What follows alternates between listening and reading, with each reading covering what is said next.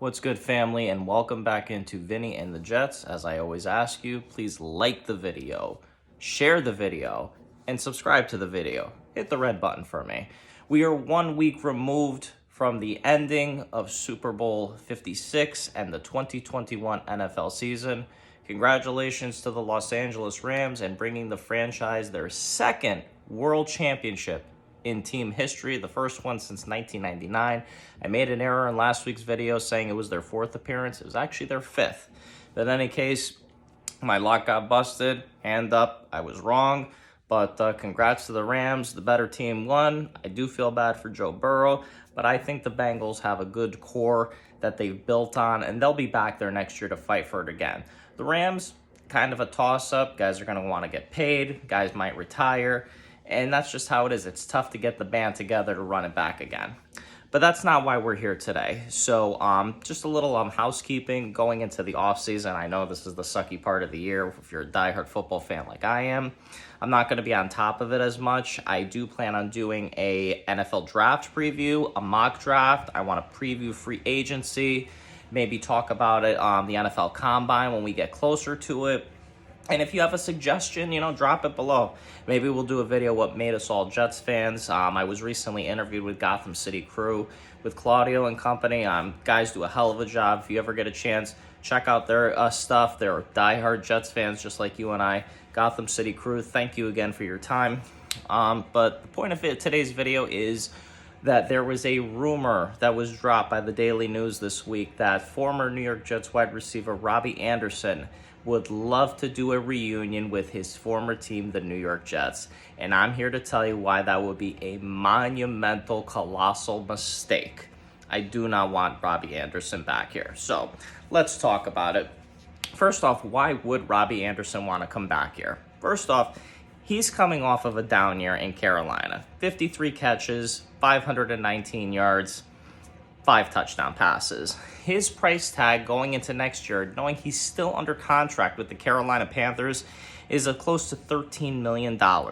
And going into next year, that actually makes him the 19th highest paid wide receiver in the league. So you got to ask yourself, going into next year, coming off those shitty numbers, do you think he's the 19th best receiver in the league? I don't think so. Not even close. And furthermore, for $13 million, I highly doubt he would want to restructure to come back here. And also the fact that he's under contract, that just leads me to believe that Matt Rule is owning up to his mistake. And he's going to say, listen, we got to figure out something to squeeze, loosen up some funds. This is going to be a salary dump off. That's what this is. He doesn't want him anymore. So why are we going to take on the mistake that you made? I don't want this guy. This guy was a total knucklehead. I mean, it was a nice story. I mean, he was a local kid. He was from Fair Lawn, New Jersey, undrafted, makes the team, becomes the number one wideout. He became Sam Darnold's favorite target when Darnold was our quarterback.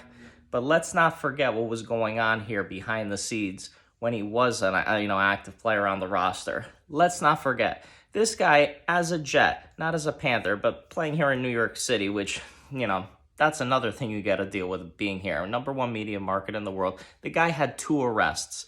The first one came in May of 2017 at a music festival. Dude's arrested for, he was resisting arrest, I should say. Violence and obstruction of justice. 7 months later, just when you thought he had learned his lesson, gets arrested again in Sunrise, Florida, on 9 counts. One of which he was going 105 miles per hour. I think it was in his Lamborghini that he recently bought. I'm sure some of you saw the video. And the zone was 45 miles an hour.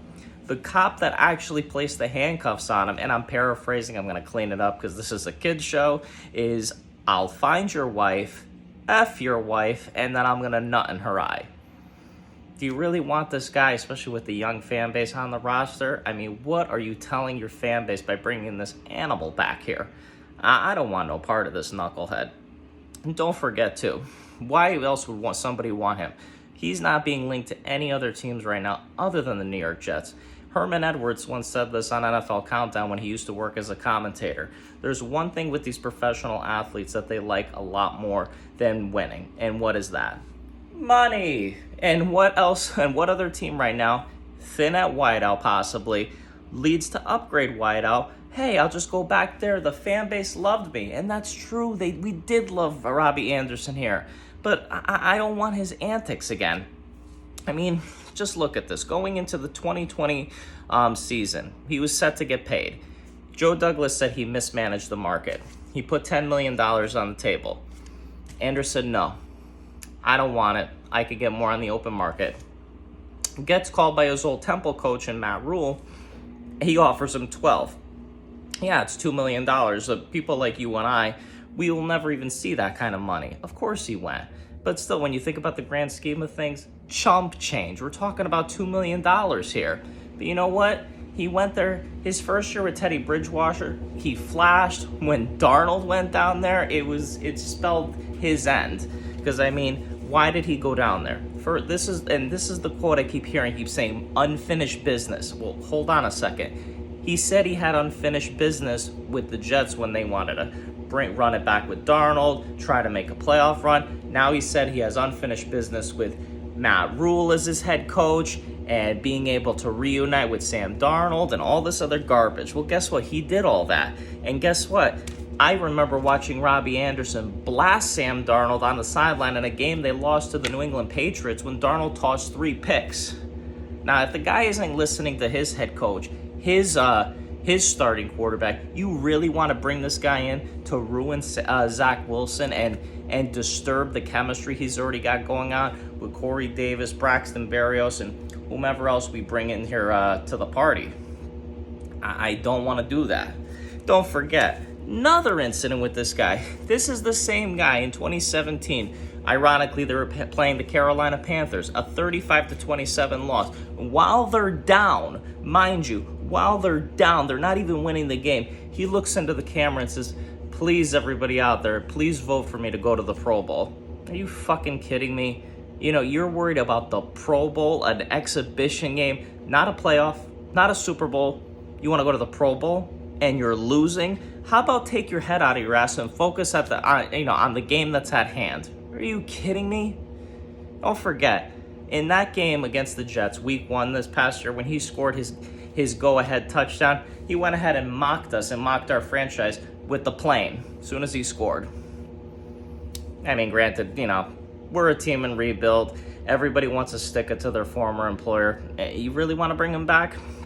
Another thing I wanted to also discuss with, those of you bozos out there begging not only this guy to come back, but Jets fans in particular have this thing where they always want to bring back something that was successful long ago and think you could recreate the magic again. Let me tell you a little bedtime story every time that ever happens. Remember a guy named Lavernius Coles that they wouldn't pay him and he went to Washington football team, Commanders, whatever you want to call them, and then Chad got involved. He said, no, I missed that guy. We got to bring the band we got to get the band back together. We got to trade for him back. Well, yeah, they traded to get Lavernius Coles back here. You gave up Santana Moss in the process. The connection was never the same again. It wasn't.